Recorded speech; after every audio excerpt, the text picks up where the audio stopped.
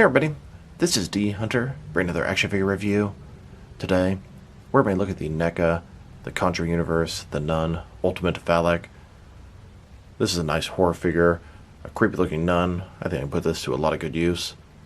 I ordered this from the Big Bad Toy Store and it arrived today. So let's take a look at the packaging. As you can see, this is part of the Conjuring Universe from the Nun, Ultimate Valak. Here she is on the front. One side of the package, same sort of stuff, Ultimate Nun. Other side, totally blank, it's like a book. On the back side, here's a figure, a bunch of different display options, even the painting, pretty cool stuff. At the bottom, a bunch of credits. There is her barcode, in case that helps anybody. This is one of Neca's Ultimate figures. You can hear the window box packaging on the inside flap. There's the Nun. And then here she is with all of her accessories. So with no further ado, let's open her up. Alright, now that this figure out of the package, here she is with all of her accessories laid out. She has a display stand, the orb, 2 alternate hands, totaling 4 interchangeable hands, 2 heads, a cross necklace, and then the painting of the nun. But before we take a look at all that, let's talk about and check out the figure. So this is the Demon Valak from the Nun 2, and the Conjuring 2. It takes the form of a nun, so kind of fools you into trusting it, and bam, here it is. So let's take a closer look. Start with its face here. It has that sort of dead look. Pale skin, dark around the eyes. You get close to this thing, you're going to realize it's not a nun you want to be around. Cloth soft goods outfit, but this is a 7-inch Ultimate figure. You can see the hands, that same sort of gray, decrepit looking flesh. Top part comes off, that way you can swap out the heads. It all looks really sharp. Feet here kind of have sort of high heels, a little bit difficult to stand, hence why they include the display stand. And if you're curious what's going on inside here, about like that. Looks like single jointed knees. Gonna guess single jointed elbow. Actually, it looks like the Neca's Uniques were double jointed with the piece between the bicep and the forearm. As a whole, I'm very impressed with the cloth soft goods, and the figure itself looks pretty good and creepy.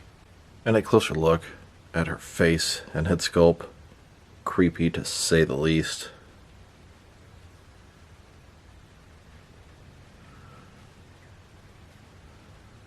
And here's the figure, broken down as far as she can go, with all of her removable parts detached. Now let's check out her accessories. I'd like to start off with the boring stuff. She has this very small display stand. It's a black circle, very thin, very basic, and the fact that she has not exactly high heels, but it makes it kind of difficult for her to stand, forces them to include a display stand. Now let's check out her hands. She has a total of 4 of them, 2 left hands and 2 right hands. Here she is with her first pair of hands. A little bit creepy, a little bit more normal than the other pair, that's for sure. And then her second pair of hands. These look like some hands are about to grab you or attack you. These will probably look really good with her screaming head. Now let's look at her heads. She has 2 of them. Both are scary. One is scary with a sort of blank expression, and the other one is scarier with an angry expression. Here she is with her first head. This one has the blank expression. And here's her second head. This one has the angry expression. Now for the painting, which was found in Conjuring 2. It was drawn by Ed Warren after he saw her in a dream. Now, it's made of cardboard, but it's pretty thick, pretty sturdy. You can see it's Valak in the nun form on the front. On the back, it's kind of like the back of a painting. Now you can take some adhesive, add it to a wall, or you can have somebody carry it around. Now let's look at our cross necklace. It's basically a black string here. Then it has a very basic cross on the front. Here's the nun with a cross necklace attached. Now let's look at our orb. As you can see, we have this sort of transparent orb here. It's supposed to contain the blood of Jesus Christ himself. There's gold chains. It's kind of done in that sort of style of incense at church. This was the key to defeating Valak at least one time.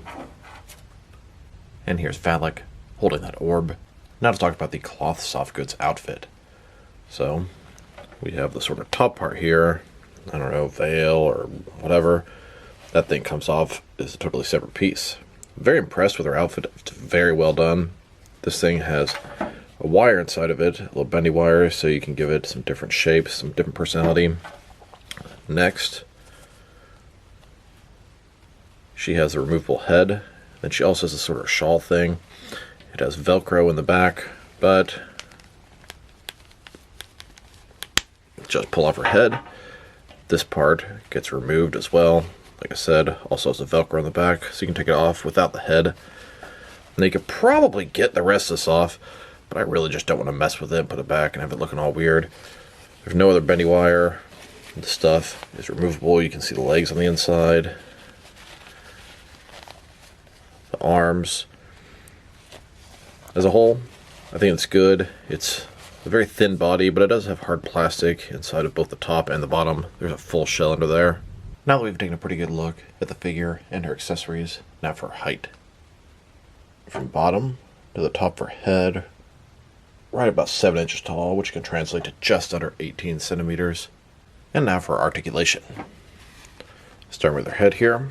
Of course, it's on a ball joint, rotate side to side, up and down about that much. You can tilt her head from one side to the other. Shoulders on a ball joint, goes out about 90 degrees. Up, down, around. Can't really go up much more than this because the cloth soft goods.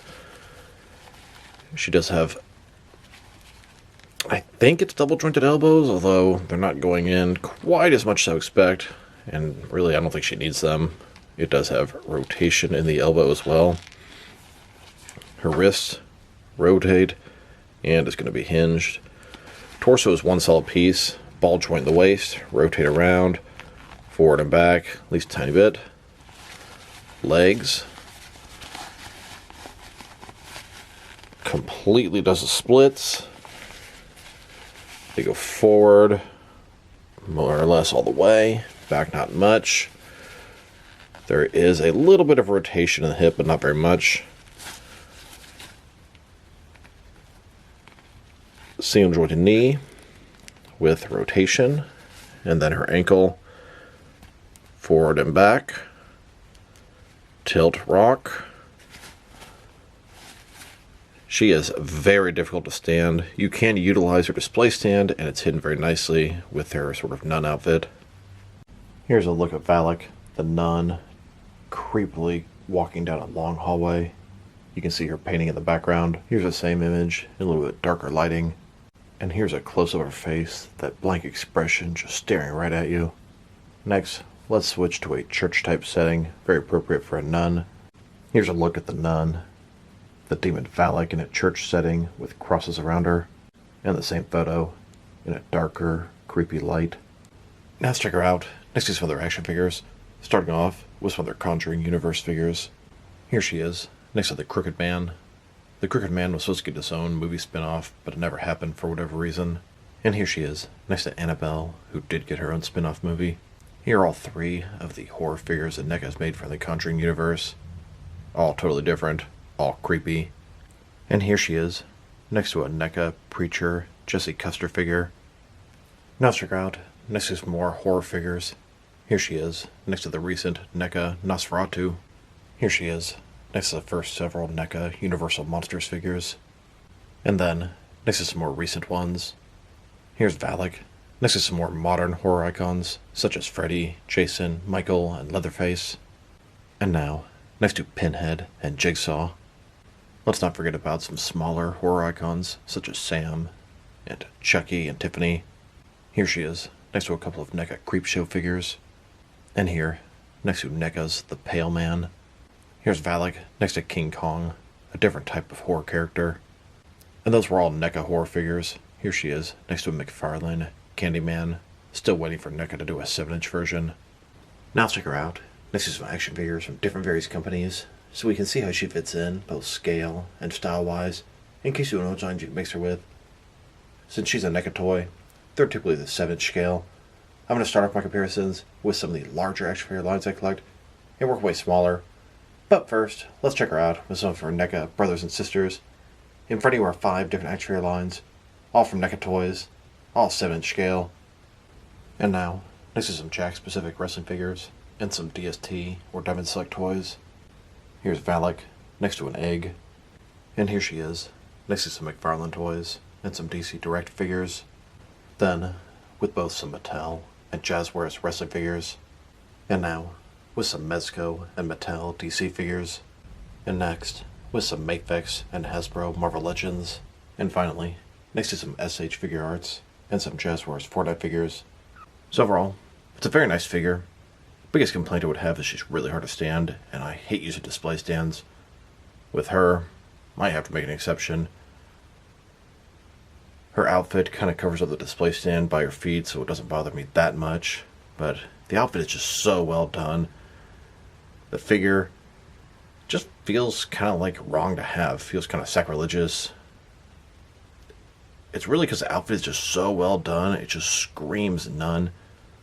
I'll definitely put this thing to great use in both my horror action figure collection and my overall action figure world. Her articulation, it's good. It's not great, but it doesn't have to be great. She doesn't need to be this super articulated thing, doing backflips, etc., etc. The accessories are plentiful, creepy, different heads, the painting, etc. The sculpt and paint job are excellent. Cloth soft goods, top notch. There's Mezco style in the cloth soft goods on this figure. If I were to rate this figure, I'm going to give her a 7.5, and I'm teetering on the verge of an 8. It's just a very well done figure. Almost creepily so. So this is D Hunter. Thank you guys for watching this video. If you liked the video, press like below. If you have anything you want to say with the video, add to the comment section. If you want to see additional action figure reviews from me, press subscribe. I do appreciate when you do that. Once again, this is D Hunter. Thank you guys for watching this video, and I'll talk to you guys real soon.